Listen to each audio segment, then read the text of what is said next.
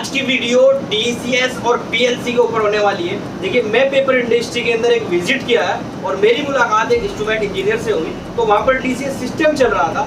तो मैंने सोचा कि डीसीएस और पीएलसी का डिफरेंस जान लेते हैं। इसी वीडियो में डीसीएस और पीएलसी की पूरी जानकारी विस्तार से समझेंगे। तो चलिए वीडियो शुरू करते हैं। तो आज मुलाकात कराता हूँ आपको मिस्टर साहब, जो आज इंस्ट्रूमेंट इंजीनियर है। ये बताएंगे हमें कि डीसीएस और पीएलसी का मेन डिफरेंस क्या है। तो mister Sagar ji, most welcome technical Shadab sir में। तो आज हमें सिर्फ ये बताइए कि यहाँ जो सिस्टम लगा है डीसीएस और पीएलसी, तो पीएलसी और डीसीएस का पूरा नाम बता दीजिए पहले तो, क्योंकि हमको पूरा नाम भी नहीं पता। होता है डिस्ट्रीब्यूटेड कंट्रोल सिस्टम होता है। Okay okay. और जो हमारा पीएलसी होता है programming logic control. Okay okay. अभी हमारे जो प्लांट में लगा हुआ है वो पीएलसी लगा हुआ है, पीएलसी लगा हुआ है यहाँ पे। ओके। डीसीएस भी लगता है, लेकिन डीसीएस वहाँ पे लगाते हैं तो बड़ा प्लांट होता है। जो बड़ा प्लांट होता है। हाँ, जैसे हमारा छोटा मशीन है तो हमने इसके लिए आयो सेट किया हुआ है कि हमें इतने आयो का पीएलसी चाहिए। Okay okay. तो हमने इस पीएलसी ले रखा है फॉरबस मार्शल। ये हमारा सिस्टम है। ये हमारे इसमें तो आप देख सकते हैं यहाँ पर लाइव देख सकते हैं, ये सिस्टम लगा है। ये हमारा पीएलसी है, ये मॉड्यूल है हमारे, एआई है, एओ है, डीआई है, डीओ है। ये मॉड्यूल होते हैं। मॉड्यूल होते हैं। अच्छा, इनमें भी हम लोड बढ़ा सकते हैं, लेकिन इसकी एक कैपेसिटी होती है। अच्छा अच्छा। ऐसे ही हमारा डीसीएस भी होता है सेम देखने में। ओके। लेकिन डीसीएस की क्या है, लोड हम कितनी बढ़ा लो, ओके उसकी कोई आयो नहीं होती है। लेकिन पीएलसी की आयो होती है। आयो का मतलब इनपुट और आउटपुट, ये सेट होती है। तो कॉस्ट जो आती है वो ज्यादा पीएलसी की आएगी या फिर डीसीएस सिस्टम की आएगी? कॉस्ट जो ज़्यादा आएगी ना हमारी, वो आएगी हमारे डीसीएस के लिए, क्योंकि डीसीएस में हम कितनी लोड जोड़ सकते हैं। एक मशीन की जगह दूसरी मशीन के लिए अगर आयो यूज करना चाहें तो कर सकते हैं। कर सकते हैं। हाँ, तो लेकिन सपोज 100 टन का प्लांट है वो, हाँ, तो 100 टन के प्लांट में हमने पीएलसी सिस्टम लगा रखा है। पीएलसी लगा। तो अगर हम उससे 200 टन का प्लांट कर रहे हैं तो क्या वही पीएलसी काम कर जाएगा? नहीं नहीं करेगा, वो नहीं काम करेगा। लेकिन अगर डीसीएस सिस्टम लगा है 100 टन के प्लांट में, मैं एग्जांपल बता रहा हूँ, और वो 200 टन का प्लांट कर रहा है, तो क्या वो डीसीएस सिस्टम काम करेगा? वो करेगा। वो करेगा। हाँ। तो बेनिफिट ये है, यहाँ पर आप देख सकते हैं, बेनिफिट ये है कि डीसीएस सिस्टम अगर एक बार लगा रखा है तो पीएलसी सिस्टम को दोबारा से उसको उतना ही कॉस्ट बढ़ेगी। डीसीएस सिस्टम उसी कॉस्ट में बेनिफिट हो जाएगा अगर हम प्लांट बढ़ा रहे हैं, तो ये बेनिफिट है। तो मैं सजेस्ट करूंगा डीसीएस सिस्टम ही लगाना चाहिए इस हिसाब से।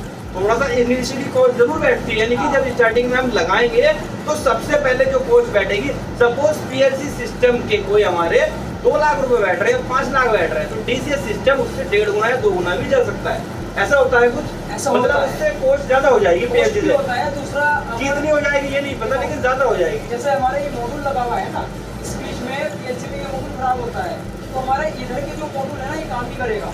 अच्छा, ये काम नहीं करेगा। हाँ, अगर हमारे डीसीएस में एक मॉड्यूल खराब होता है तो हम इसे प्रोग्रामिंग, जो हमारा प्रोग्रामिंग होता है ना सिस्टम में, उससे हटा के इसे इससे जोड़ देंगे। अच्छा, हमारा आगे का काम चलता रहेगा। आगे काम चलता रहेगा। हाँ, इसलिए डीसीएस इससे बेहतर है। लेकिन फॉरबस मार्शल जैसे आज चल रहा है ट्रेंड में, ये बढ़िया है। इसका जो रिजल्ट है ना फॉरबस मार्शल का, बहुत मतलब ओवरऑल पीएलसी भी लगा सकते हैं, यहाँ पर भी पीएलसी लगा है, लेकिन DCS is better than PLC. मोटा मोटी सी बात ये है। अब देख लेते हैं कि जो पीएलसी सिस्टम लगा है, पीएलसी सिस्टम में शो कर रहा है आपके सिस्टम में शो कर तो सिस्टम में जो शो कर रहा है, जरा वो समझ लेते हैं कि कहाँ पर कौन सी लाइनिंग या जो भी कुछ है वो कैसे होना है। ज्यादा मुझे भी नहीं आइडिया, लेकिन इंस्ट्रूमेंट इंजीनियर साथ में है, तो जरा समझ लेते हैं कि कैसे क्या चीज हो रही है। देखो, सबसे पहले पहले स्क्रीन पर चलते हैं, हम कंप्यूटर की स्क्रीन पर आ गए हैं। जरा बताइए सबसे पहले इसमें क्या चीज होती है? सबसे पहले तो हम लोगों ने मशीन वालों को रेसिपी दिया हुआ है। Recipe, okay. क्योंकि ये लोग क्या करते हैं, इन्हें 80 ग्राम भी बनाना होता है पेपर, 100 ग्राम भी बनता है, 120 ग्राम भी बनता है। अच्छा, ये ग्रामीज दिए, जो वैल्यूज दिए है ये पेपर की ग्रामीज है। देखिए, पेपर इंडस्ट्री के अंदर ये पेपर की ग्रामीज है 80, 100, 120, 115। Okay okay okay. अभी हम लोगों ने चला रखा है 100 ग्राम। 100 ग्राम चला रखा है। जो ब्लू लाइनिंग हो रही है वो 100 ग्राम पे हो रही है। अच्छा, ये हमारे ग्रुप वाइज हमने स्टीम लिया हुआ है।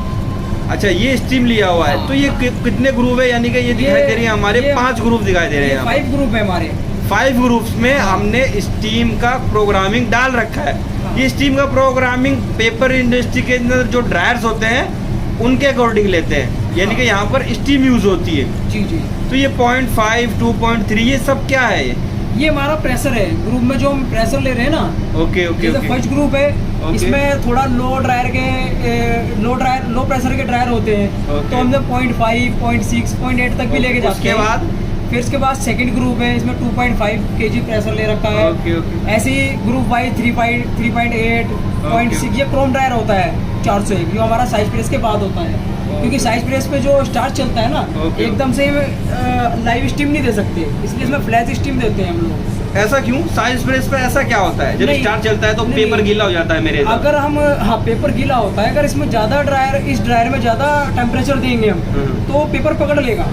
Okay okay. इसलिए हम थोड़ा लो और इसका क्या रीजन है कि पहले ग्रुप में हमने 0.6 दिया है और फिर बढ़ा दिया? इसका भी रीजन यही है, क्योंकि हमारा वायर से जो पेपर उठता है ना, ओके ओके वो मॉइस्चर वाला होता है। अगर Moisture वाला होता है। एकदम से ही हम ज़्यादा प्रेशर दे देंगे, ज़्यादा टेम्परेचर बढ़ा देंगे ड्रायर का, तो ये पेपर पकड़ लेगा ये।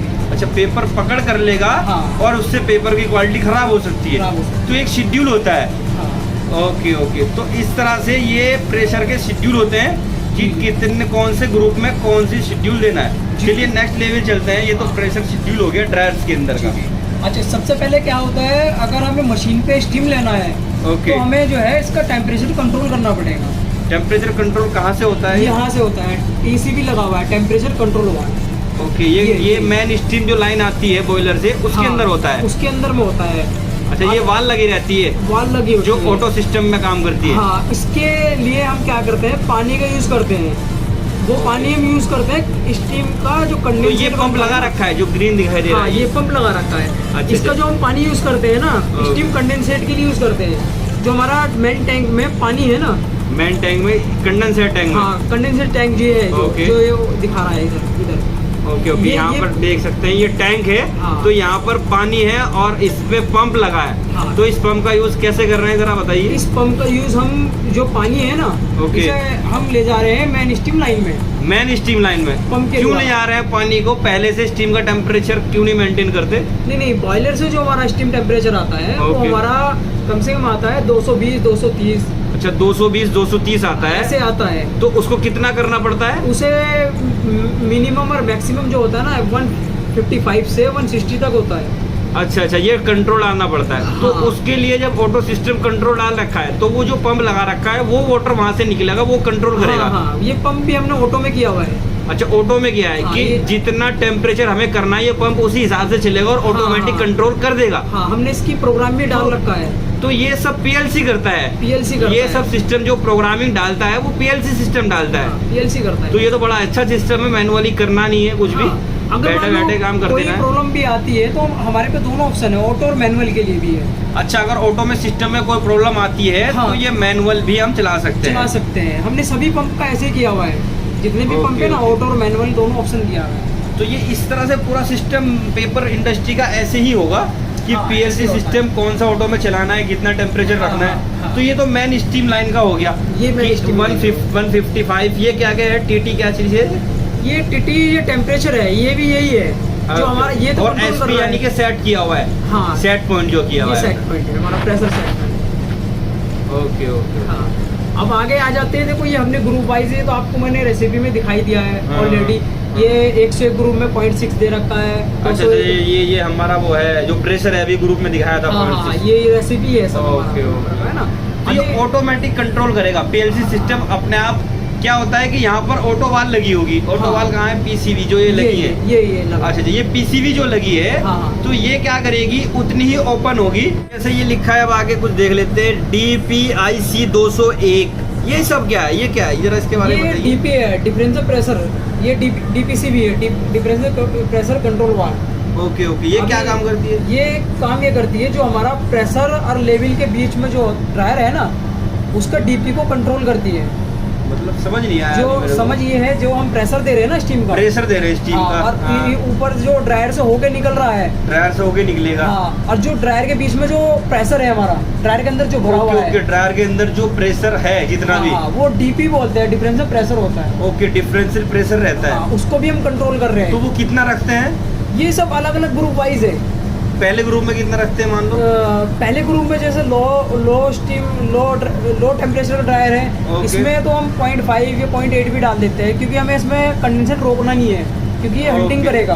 ओके सेकंड ग्रुप में हम कंट्रोल करके रखते हैं। इसे जो 0.7 दे रखा है, हमारी 50% वाल खुली है, मतलब 0.7। फायदा क्या है हमें प्रेशर कंट्रोल करने का? फायदा ये है, अगर हम ड्रायर में स्टीम नहीं रोकेंगे तो हमारा ड्रायर का टेम्परेचर नहीं बढ़ेगा। अच्छा, प्रेशर यानी कि रोक के रखना पड़ता है अपना हाँ, सेट पॉइंट। हाँ। तो ये भी बेनिफिट है इनका। हाँ, बेनिफिट अगर है। हमारा पीएलसी सिस्टम नहीं होगा तो हम कोई भी सेट पॉइंट नहीं दे पाएंगे, तो हाँ। वो अपने आप स्टीम जाएगी, कंडेंसेट बन के और निकल जाएगी। हाँ। वो रुकेगा नहीं और टेम्परेचर उस तरह पूरी तरह बढ़ेगा नहीं और पेपर ज्यादा बनेगा नहीं। तो नुकसान है इससे। अगर पीएलसी लगा लिया तो बेनिफिट हो रहा है कंपनी को। बेनिफिट हो रहा है। तो ये तो बड़ा अच्छा सिस्टम है। अगर डीपीएम नहीं लगाते हैं ना तो हमारा स्टीम आई ड्रायर में घूमी चुकी तो कंडेंसेट में चली गई, टैंक में चली गई, तो नुकसान होता है। नुकसान होता है। अभी हम क्या है, ड्रायर में रोक के चल रहे हैं। तो ये डीएसएस सिस्टम भी यही काम करता है जो डीसीएस भी यही करता है। ओके ओके ओके, यही करता है। अभी क्या है, इसमें सब ग्रुप में अलग अलग ले रखा है। ये 301 में 0.9 दे रखा है। इसमें 0.9 कहाँ पे है? ये अच्छा, ये 0.9 दे रखा है। देखो, इसकी डीपीसी भी खुला हुआ है, 40% खुला है। हाँ, 40% खुला है। जितना डीपी बढ़ाएंगे उतना ये बढ़ता चला जाएगा, उतना बढ़ता चला जाएगा। हाँ, ये मतलब जो 1.5 आ रहा है ना, ये रोक के चल रहा है इतना प्रेशर इसमें। ओके ओके, रोक के चल रहा है। ऐसे आगे 401 है, 501 है, इनमें भी सब में अलग अलग डीपी अच्छा, दे ये रखा है। सब देना पड़ता है। हाँ, ओके। और जैसे पंप्स वगैरह चलाने होते हैं प्लांट की, कुछ ऑटो सिस्टम्स होंगे हाँ, पंप्स ये के। जो हमारा जो ड्रायर से स्टीम होके निकल रही है, निकल रही है तो कंडेंसेट बन रहा है। कंडेंसेट बन रहा है, वो हमारे कंडेंसेट टैंक में जा रहा है। कंडेंसेट टैंक, ऐसे ही हमने ये जो लिखा है 101 कंडेंसेट हाँ, टैंक है ये। ओके। ऐसे हमारे 5 ग्रुप है, तो 5 ग्रुप के लिए हमने अलग अलग टैंक लगा अच्छा, रखे ये हैं। टैंक बने हैं इस तरह। हाँ। तो यहाँ पंप्स लगे हैं ये। पंप्स लगे हैं, लेवल कंट्रोल कर रहे हैं इनका भी। तो ये जितना लेवल होगा कंडेंसेट का उसी हिसाब से ऑन हो जाएंगे या फिर किस हिसाब से ऑन ऑफ होते हैं? नहीं नहीं, ये लेवल के अकॉर्डिंग ही ऑन होते हैं। कितने % पे हमने जैसा लेवल दे रखा है, इसे 45% दे रखा है। 45% अच्छा, आते ही ये ऑन हो जाएगा पंप। पंप ऑन हो जाएगा। हाँ। 45% आते ही। और हाँ। 45 से अगर नीचे चला गया नीचे चला जाता है, 30 चला जाता है, ऑफ हो जाएगा। वो ऑफ हो जाएगा। और उससे ऊपर बढ़ता है तो ऑन हो जाता है 45%। हाँ, क्योंकि हम इसका लेवल इसलिए मेंटेन और करते हैं। सपोज नहीं ऑन हो पाता 1%, तो क्या पता चल जाता है यहाँ पर? यहाँ से पता लग जाता है ये तो पंप। उसको मैनुअली देख लेते हो? नहीं, यहाँ से ट्रिप का अलार्म आ जाता है पंप। ट्रिप का अलार्म आ जाता है। हाँ, ये तो- जो ट्रिप फीडबैक ले रखा है ना हमने हाँ। स्टार्टर से, अपनी पीएलसी के लिए DI ले रखा है, वो हमारा ट्रिप फीडबैक आ जाता है। यहीं से बैठे हुए हम प्लांट को कंट्रोल कर सकते हैं हाँ, आराम से। हाँ। पहले क्या होता था, हमारे जिससे पीएलसी डीसीएस नहीं होता था, तो एक मशीन को चलाने के लिए कम से कम कई आदमी चाहिए होते थे। काफी सारे मैन पावर की जरूरत पड़ती हाँ। थी। अब मैन पावर कम हो चुकी है हाँ। डीसीएस सिस्टम और पीएलसी आने के बाद। हाँ। मतलब बैठे बैठे ऑटो कंट्रोल कर सकते हैं हाँ। सिस्टम को। अभी देखो, हम पूरी मशीन को यहीं से बैठे बैठे कंट्रोल कर रहे हैं। हमें ओके, हमें ओके। ये भी पता है कि कौन से ग्रुप में कितना प्रेशर दे रखा है, कितना हम चला रहे हैं, कितना हमें ड्रायर में टेम्परेचर चाहिए, वो भी हम कंट्रोल कर सकते हैं। वो सब कंट्रोल कर सकते हाँ, हैं। यहाँ से बैठे बैठे हम सब कुछ कंट्रोल कर। देखिए, ये ओवरऑल डीसीएस और पीएलसी सिस्टम जो है, यहाँ पर पीएलसी सिस्टम ये फोर्स मार्शल वालों का है।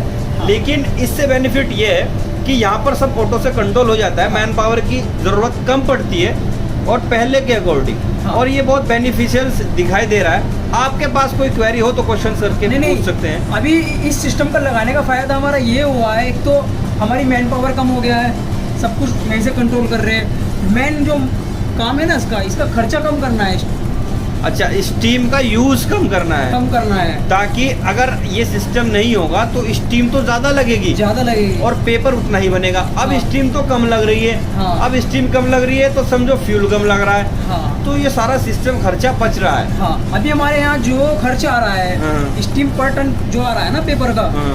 वो हमारा है 1.45। 1.4 1.5 तक आ रहा है, क्योंकि ये नॉर्मल है। ये नॉर्मल नहीं है। और ये- किसी प्लांट में चले जाओ, वहाँ पे 1.6 1.7 ही मिलेगा। मतलब इससे बढ़ावा मिलेगा। बढ़ावा तो मतलब मिलेगा। ये आपने बहुत अच्छे से कंट्रोल किया हुआ है। हाँ। मतलब जो कंडेंसेट निकल रहा है हाँ। वो बहुत अच्छा निकल रहा हाँ, है, हमारी हमारी लॉस नहीं हो रहा। लॉस नहीं हो रहा है। रिकवरी हमारी 85 तक जा रही है, 85% तक जा रही है। देखिए, जो स्टीम ड्रायर्स में यूज होती है और वहाँ से ड्रायर्स में स्टीम यूज होने के बाद हाँ। उसका कंडेंसेट बन जाता है और वो कंडेंसेट यानी कि जो पानी है दोबारा से रिसर्किल होता है, तो वो वाटर जो है ना वो 80% तक हम यूज कर रहे हैं, वो वेस्ट नहीं जा रहा।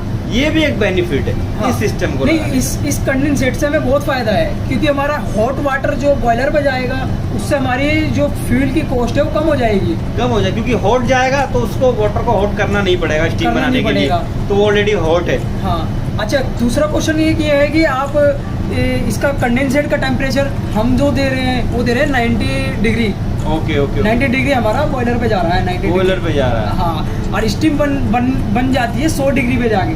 ओके ओके तो थोड़ा बहुत फ्यूल लगता है बॉयलर को बस स्टीम बनाने में। बाकी तो यही रिकवर कर रहा है। हाँ, तो ये भी बेनिफिट है। हाँ, 100% 90% डिग्री हम जो है कंडेंसेट का दे रहे हैं, तो उसे जो टेम्परेचर बना रहा है ना वो बॉयलर पे 220, तो इतना फील नहीं लगता है। तो जरा 50% थोड़ा सा फील लग रहा है। प्लांट पे नजर मार लेते हैं, प्लांट भी देख लेते हैं। देखिए हाँ, ये आप जरा बाहर ग्लास देख में सकते हो। शीशे में प्लांट भी देख लेते हैं।